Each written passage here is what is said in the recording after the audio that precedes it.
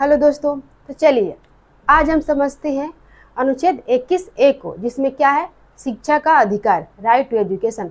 Right to education में क्या है, किसके एजुकेशन की बात की गई है, चलिए फटाफट समझते हैं 2 मिनट में।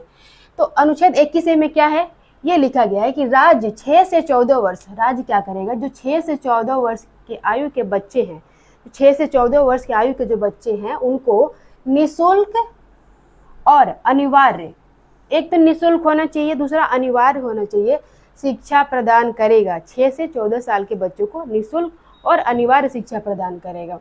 86वें संवैधानिक संशोधन अधिनियम 2002 के द्वारा जोड़ा गया।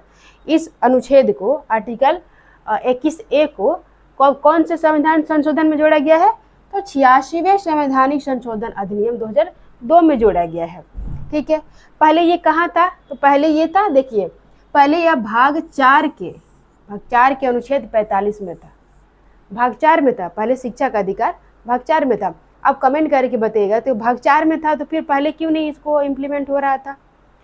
और ये अभी जोड़ दिया गया 86 से 2002 में 21A बना के इसे जोड़ दिया गया मौलिक अधिकार में, फंडामेंटल राइट में, यानी कि भाग ही बदल दिया गया, भाग 4 से भाग 3 में ला दिया गया।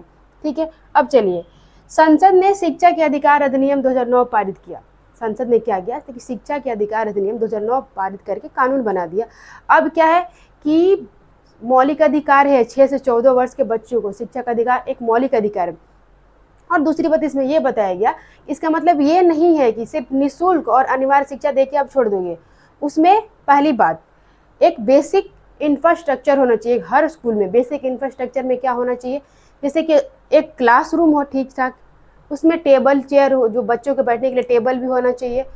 और क्या होना चाहिए उसमें, जो भी बच्चों के लिए जो पंखे, जो भी रिक्वायरमेंट हो, पानी से लेकर के वॉशरूम, ये सारा चीज़ होना चाहिए।